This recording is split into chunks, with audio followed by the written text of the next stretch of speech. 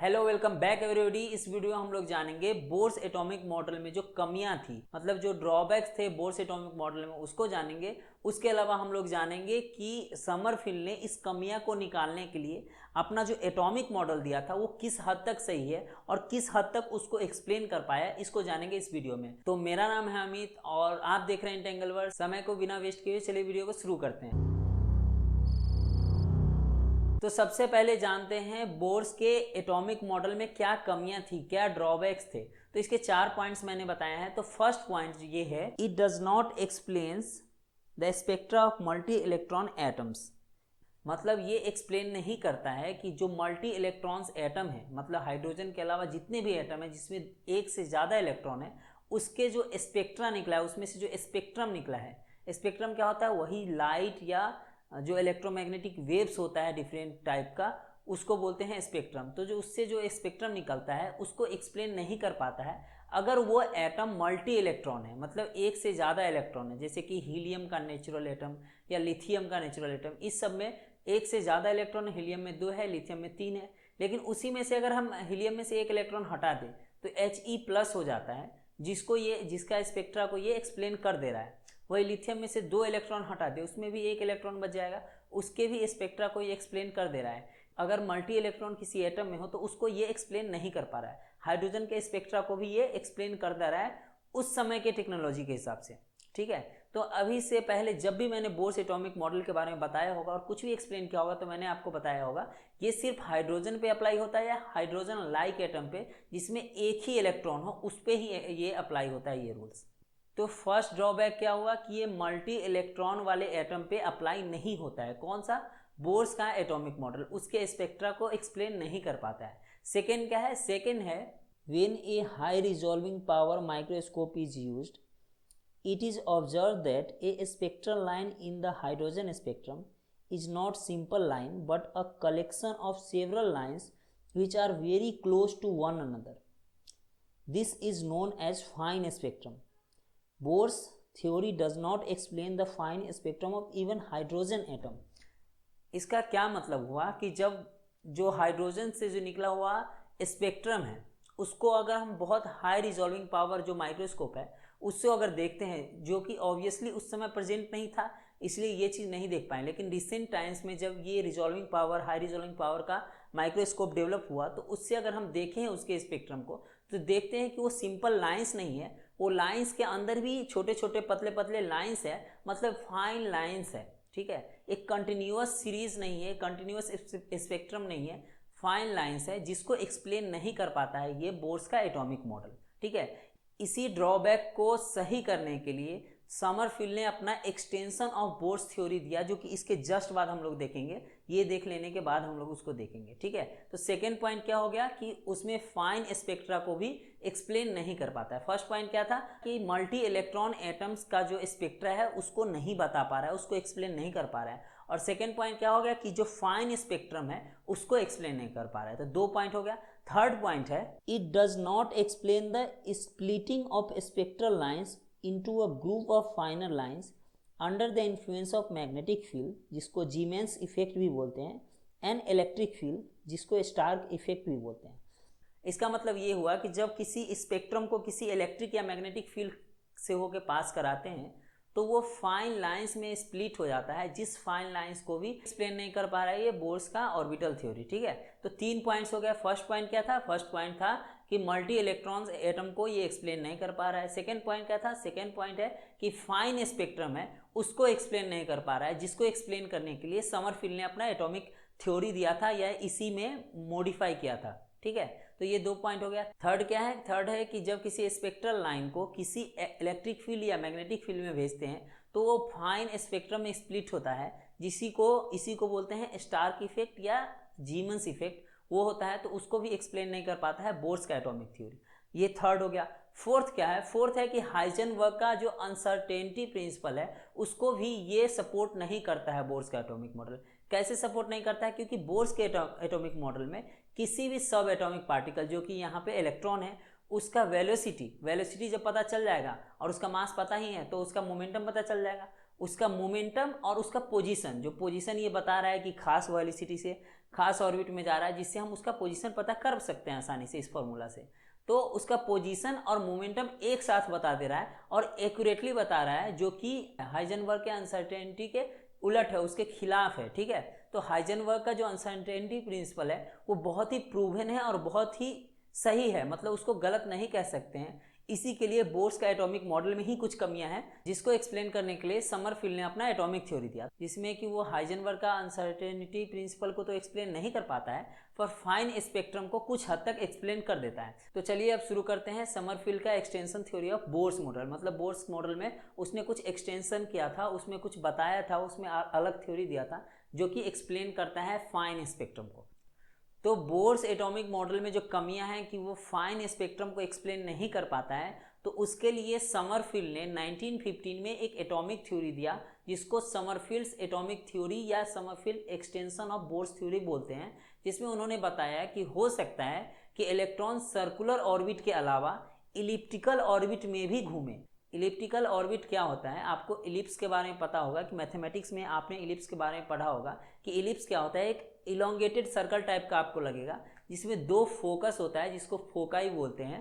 तो उन्होंने बताया कि हो सकता है इलेक्ट्रॉन कुछ इस तरह के स्ट्रक्चर में मूव कर रहा हो और उसका जो न्यूक्लियस है वो न्यूक्लियस इसके दोनों फोकाई में से किसी एक फोकाई पे हो।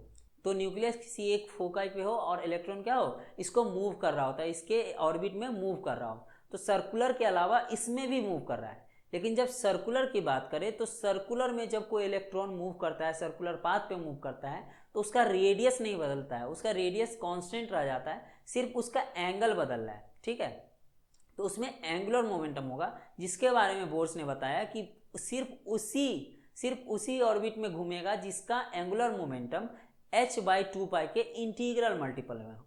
लेकिन वही जब इलिप्टिकल पाथ पे घूमेगा तो उसका रेडियस और उसका एंगल दोनों बदल रहा है। इलिप्टिकल पाथ पे जब कोई इलेक्ट्रॉन घूमेगा तो उसका रेडियस जो है हर पॉइंट पे बदल रहा है और उसका एंगल भी बदल रहा है। तो इसमें दो मोमेंटम हो जाएगा, एक एंगुलर मोमेंटम होगा और एक रेडियल मोमेंटम होगा। ठीक है, एक रेडियस के थ्रू होगा और एक एंगुलर थ्रू होगा। तो मान लो किसी एक पॉइंट पे इसको रोकते हैं या किसी एक पॉइंट पे उस इलेक्ट्रॉन का स्थिति को देखते हैं, तो इलेक्ट्रॉन का कुछ खास वेलोसिटी होगा टेंजेंशियल डायरेक्शन में। इसको रिजॉल्व करते हैं, इसके कंपोनेंट्स को एक रेडियल डायरेक्शन में कंपोनेंट को रिजॉल्व करते हैं। ठीक है, और एक क्या करते हैं, उसके परपेंडिकुलर करते हैं। ठीक है, तो जो रेडियस के डायरेक्शन की ओर है उसको nr से रिप्रेजेंट करते हैं और उसके जो परपेंडिकुलर है उसको n से रिप्रेजेंट करते हैं। और वो जो है मेजर एक्सिस से एक एंगल बना रहा है जिसको फाई से रिप्रेजेंट करते हैं और उसका रेडियस जो है उसको r से रिप्रेजेंट करते हैं। तो यहाँ फाई और r दोनों बदल रहा है, जब वो मूव करेगा ना तो उसका फाई भी बदलेगा और उसका r भी बदलेगा, मतलब डिस्टेंस भी घट बढ़ रहा है और उसका जो एंगल है वो भी घट बढ़ रहा है। इसका मतलब उसका एक जो फोर्स है, एक जो वेलोसिटी है उसके रेडियस की ओर भी है और दूसरा जो वेलोसिटी है उसके टेंजेंशियल है, जिसके कारण वो सर्कुलर पाथ में या इलिप्टिकल पाथ में मूव करता है। तो जैसे बोर्स ने बोला था कि उसका एंगुलर मोमेंटम h/2π के इंटीग्रल मल्टीपल में है, वैसे ही समरफील्ड ने बोला कि इसका जो रेडियल मोमेंटम है वो h/2π के मल्टीपल में होगा, जो कि अगर इसका इंटीजर को nr लिखते हैं क्योंकि रेडियल है और n से रिप्रेजेंट करते हैं। n क्या है, एक इंटीजर है। इंटीजर क्या होता है आपको पता है, इंटीजर होता है 0 1 2 3 4 इस टाइप का। ठीक है, 1.5 या 0.5 ये सब नहीं होगा, इंटीजर्स होता है इस तरह का। तो nr h/2π ये क्या है, रेडियल मोमेंटम। अब एंगुलर मोमेंटम देखते हैं, ANGU angular momentum n h/2π। ठीक है, इसी n को उन्होंने बताया था k। n मतलब एंगुलर, यहाँ फाई मतलब जो एंगल बना है इसके लिए n लिखे, इसी को उन्होंने बोला क्या, k h/2π। ये क्या है, एंगुलर मोमेंटम। उसमें जो बोर्स ने बताया था वो n h/2π था, n h/2π, क्योंकि उसमें सिर्फ एंगल चेंज हो रहा था, तो n h/2π। यहाँ nr h/2π या n जिसको k h/2π बोलते हैं। ठीक है, यहाँ k क्या है, यही हो जाएगा, इंटीजर है, k एक इंटीजर है और k जो है इसी को बोलते हैं, इस k को बोलते हैं एजीमुथल क्वांटम नंबर और ये nr को बोलते हैं रेडियल क्वांटम नंबर। तो समरफील्ड के हिसाब से उसका रेडियल क्वांटम नंबर ये हो जाएगा, ये होगा, रेडियल मोमेंटम टोटल ये हो जाएगा और एंगुलर मोमेंटम ये हो जाएगा। तो ये आया कहाँ से, ये nr/h/2 या फिर n(phi)h/2 का है। ये आया था कि जो समरफील्ड ने अपना थ्योरी दिया था, क्वांटम थ्योरी, इसको विल्सन समरफील्ड क्वांटाइजेशन थ्योरी बोलते हैं, जिसमें क्या किया था, close integration of Pr/dr equal to nr/h और इसके अलावा integration of 0 to 2 pi P(phi)d(phi)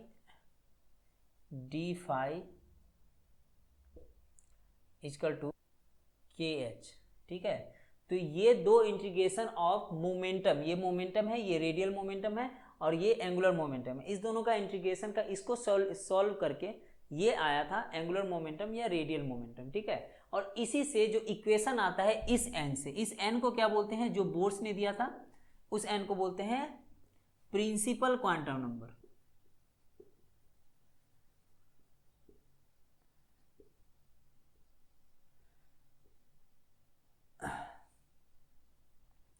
तो इस n को बोलते हैं प्रिंसिपल क्वांटम नंबर, इस nr को बोलते हैं रेडियल क्वांटम नंबर और इस n(phi) को या k को बोलते हैं एजीमुथल क्वांटम नंबर। और आगे इसी l को यहाँ k l में बदल जाएगा, जो कि आगे बताऊंगा, अभी बताऊंगा तो कंफ्यूजिंग हो जाएगा, इसलिए अभी छोड़ देना इसको।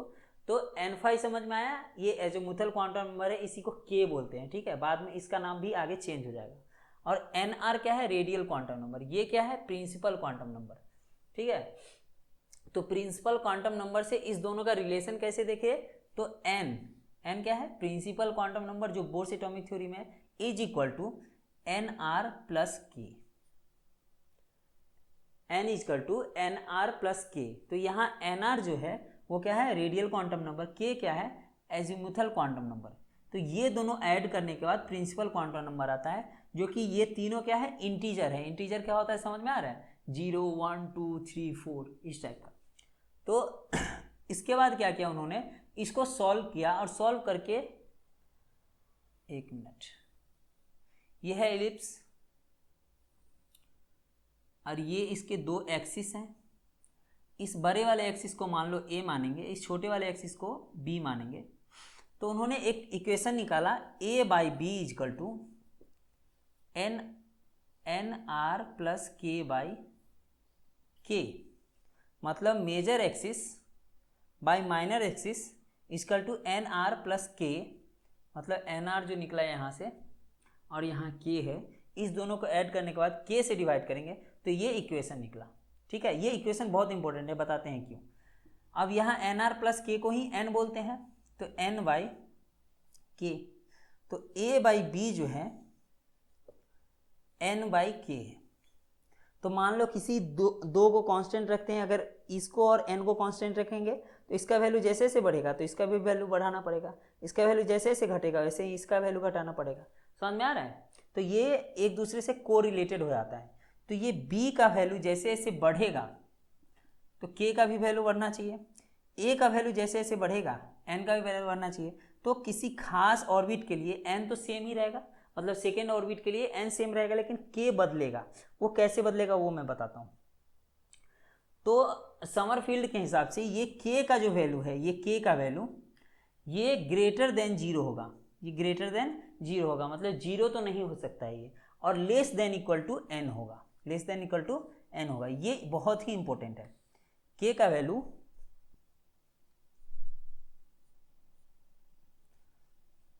तो k का वैल्यू 0 से बड़ा होगा और n से छोटा होगा। मतलब n अगर मान लो 2 है तो k का वैल्यू क्या हो सकता है, 1 हो सकता है। 0 नहीं होगा, 0 से बड़ा होगा, और इसके बीच में भी नहीं हो सकता 1.5, क्योंकि ये k एक इंटीजर है। तो इंटीजर मतलब इससे छोटा जो इंटीजर होगा वही होगा, और 0 तो हो नहीं सकता है। तो k का वैल्यू क्या होगा, k का वैल्यू 1 और 2 दोनों होगा, क्योंकि इज इक्वल टू 2 भी हो सकता है। तो 2 और 1 दोनों होगा किसका, k का वैल्यू, अगर n का वैल्यू 2 है तो। समझ में आ रहा है, तो k का इस तरह से वैल्यू बदलता है। अब बात करते हैं जब k का वैल्यू 0 होगा तो क्या होगा। k का वैल्यू 0 होगा मतलब माइनर एक्सिस छोटा होता जाएगा, माइनर एक्सिस का वैल्यू 0 होगा। तो यहाँ जब b 0 हो जाएगा तो ये ऑर्बिट एक स्ट्रेट लाइन बन जाएगा, और स्ट्रेट लाइन बनेगा जिसका मतलब इलेक्ट्रॉन उस न्यूक्लियस के थ्रू जा रहा है और थ्रू आ रहा है, जो कि होता नहीं है यूजुअली। तो इसके लिए k का वैल्यू 0 नहीं हो सकता। k का वैल्यू जब n होगा, k का वैल्यू n हो जाएगा, n के बराबर हो जाएगा, मतलब a और b बराबर हो जाएगा। a और b जब बराबर हो जाएगा तो वो सर्कुलर ऑर्बिट बन जाएगा। ऑर्बिट कैसा बन जाएगा? सर्कुलर बन जाएगा। तो इससे कह सकते हैं कि बोर्स का जो ऑर्बिट है वो एक पार्टिकुलर केस है समरफील्ड के ऑर्बिट का। समरफील्ड ने जो ऑर्बिट दिया है उसका एक पार्टिकुलर केस है बोर्स का ऑर्बिट। मतलब बोर्स में जो ऑर्बिट बनाया है वो समरफील्ड में भी सर्कुलर आ रहा है, बोर्स में भी सर्कुलर आ रहा है, लेकिन समरफील्ड में एक पार्टिकुलर केस है जिसमें सर्कुलर ऑर्बिट आ रहा है। तो बोर्स ऑर्बिट एक पार्टिकुलर केस है समरफील्ड के ऑर्बिट का, जहां a = b हो जा रहा है। तो समझ में आ रहा है? अब इसी k को, अब यही k आगे चल के l बन जाता है, ठीक है। इसको एजीमुथल क्वांटम नंबर बोलते हैं आगे चल के। तो ये l का वैल्यू क्या हो जाता है? k-1 यही आगे चल के बहुत ज़्यादा यूज होगा ये वाला एजीमुथल। इसका सिंबल इसलिए चेंज किए हैं कि क्योंकि ये इसका वैल्यू ही बदल जा रहा है। नहीं तो अगर k ही रखते तो आगे जाके बहुत सारे कन्फ्यूजन होता। इसके लिए l का वैल्यू रखते हैं। अब l = k-1 हो गया। तो जब k जो है वो 0 और n के बीच में था और n के बराबर भी था ये k, तो l = k-1। तो इसमें से -1 करते हैं, मतलब ये इसका वैल्यू सबसे कम क्या होना चाहिए था? 1 होना चाहिए था। अब यहाँ इसका वैल्यू क्या हो जाएगा? 0 के बराबर भी हो सकता है। इसका सबसे छोटा वैल्यू क्या होता है? 1 होता है। 0 के बाद लास्ट इंटीजर क्या आता है? 1 आता है। तो अब लेकिन अब इसका क्या हो जाएगा? 0 भी हो जाएगा। किसका? l का वैल्यू। और पहले इसका n वैल्यू होता था, तो n में से एक घट जाएगा क्योंकि k-1 तो n-1, ठीक है। तो l का वैल्यू होगा 0 to n-1 तक होगा, या लेस देन n बोल सकते हैं। n-1 रखेंगे तो यहाँ इक्वल साइन लगाएगा, ठीक है। तो जैसे कि n = 1 होगा तो l का वैल्यू क्या हो जाएगा? l का वैल्यू 0 हो जाएगा क्योंकि l का वैल्यू n-1 होता है। तो 1 - 1 = 0। वही n का वैल्यू अगर 2 हो जाएगा तो l क्या क्या हो जाएगा? एक तो l = 0 तो होगा ही, और l = क्या हो जाएगा? l = 1 भी हो जाएगा। n-1 2 - 1 = 1। तो 0 से लेके n-1 तक सारा वैल्यू l का होगा। तो फर्स्ट वाले ऑर्बिट में जो होता है एक ही सब ऑर्बिट होगा, ठीक है, और सेकेंड वाले ऑर्बिट में 2 सब ऑर्बिट होगा। तो इसी के लिए जो फर्स्ट ऑर्बिट है, फर्स्ट ऑर्बिट, उसमें एक ही सब ऑर्बिट है, वो s है, ठीक है, वो एक सर्कुलर होता है। वही अगर सेकेंड में देखें तो एक सर्कुलर होगा और दूसरा इलिप्टिकल। ये दोनों ही सेकेंड ऑर्बिट है, लेकिन ये सब ऑर्बिट इंट्रोड्यूस किया किसने? समरफील्ड ने। ये बहुत ही इंपॉर्टेंट है ये कंसेप्ट को समझना, क्योंकि क्वांटम फिजिक्स में इसके आगे जितना भी एटम के बारे में बताएंगे सब में सब ऑर्बिट, सब एनर्जी सेल्स, इसके बारे में बात करेंगे। और इसी से एक्सप्लेन करता है समरफील्ड, वो जो फाइन स्पेक्ट्रम है उसको, ठीक है। तो सब ऑर्बिट्स का इंपॉर्टेंट है आपको समझना। तो सेकेंड में क्या है? एक सर्कुलर है और एक इलिप्टिकल है। वही थर्ड में देखें तो थर्ड में एक सर्कुलर है और 2 इलिप्टिकल ऑर्बिट है। फोर्थ में देखें तो एक सर्कुलर है और 3 इलिप्टिकल है, and so on and so fourth. तो अगर समरफील्ड के एटॉमिक ऑर्बिटल्स से जो भी एटम का एक मैप बनता है, अगर 1 से लेके n = 1 से लेके n = 4 तक को देखें तो कुछ इस तरह का बनता है, जो कि बहुत ही कॉम्प्लिकेटेड आपको लग रहा है, बिकॉज इसमें जो ऑर्बिट्स हैं, सब ऑर्बिट्स हैं, वो एक दूसरे को ओवरलैप कर रहे हैं। इसके लिए एक सिंप्लीफाइड वर्जन जो है वो यहाँ पे है, जो कि बहुत ही आसानी से आपको समझ में आएगा, ठीक है। इसी को अगर ऑर्बिट्स को अगर अच्छे से सीधा करके हम लोग देखें तो उसमें समझ में आएगा आपको। देखो यहाँ पहले क्या था? फर्स्ट, जिसको k बोलते हैं, सेकेंड वाला n = 2 में l बोलते हैं, m बोलते हैं, सो ऑन। लेकिन वही अगर जो समरफील्ड ने अपना थ्योरी लगाया, समरफील्ड ने अपना मॉडिफिकेशन किया, उसमें फर्स्ट में तो एक ही ऑर्बिट है, लेकिन सेकेंड में 2 सब ऑर्बिट्स हैं जिसका 2 अलग अलग एनर्जी। ये सेकेंड ऑर्बिट ही है दोनों मिला के, ठीक है। ये थर्ड में 3 ऑर्बिट आपको दिख रहा है, इसमें ये तीनों मिला के थर्ड ऑर्बिट ही है, मतलब एक ऑर्बिट ही है, लेकिन ये तीनों में 3 एनर्जी लेवल्स हैं, ठीक है। तो ये एनर्जी लेवल्स को इंट्रोड्यूस किया किसने? समरफील्ड ने। तो अगर हम देखें कि अगर बोर्स एटॉमिक मॉडल में सेकेंड से अगर फर्स्ट में आता है तो एक ही रेडिएशन निकालता है, लेकिन अगर समरफील्ड में देखें तो सेकेंड से अगर फर्स्ट में आता है तो 2 रेडिएशंस निकाल सकता है, ठीक है, क्योंकि सेकेंड ऑर्बिट में 2 सब ऑर्बिट है और दोनों सब ऑर्बिट से फर्स्ट में आ सकता है। वही अगर थर्ड से अगर सेकेंड में आएगा तो बोर्स में एक ही रेडिएशन निकालेगा थर्ड से सेकेंड आने में, लेकिन यहाँ जो है टोटल 6 रेडिएशंस निकालेगा, क्योंकि 6 ट्रांजिशन हो रहा है। जब 6 ट्रांजिशन होगा तो 6 रेडिएशन निकालेगा। इसी के कारण ये जो थ्योरी है ये एक्सप्लेन कर पाता है फाइन स्पेक्ट्रम को, कि जो कि बताता है कि इतने सारे पतले पतले स्पेक्ट्रम क्यों निकलते हैं बोर्स एटॉमिक थ्योरी को। फिर भी समरफील्ड का एटॉमिक मॉडल जो है वो हर चीज़ को एक्सप्लेन नहीं कर पा रहा है, जैसे कि हाइजेनबर्ग का जो अनसर्टेनिटी प्रिंसिपल है उसको एक्सप्लेन नहीं कर पा रहा है। इसके अलावा बहुत सारे स्पेक्ट्रम्स को भी ये एक्सप्लेन नहीं कर पा रहा है, जिसके लिए नया एटॉमिक मॉडल लाया गया जिसको बोलते हैं quantum atomic model of atom, जिसको हम जानेंगे नेक्स्ट वीडियो में। तो उसके लिए चैनल को जरूर सब्सक्राइब करें और वीडियो को जरूर लाइक करें। मिलते हैं नेक्स्ट वीडियो में।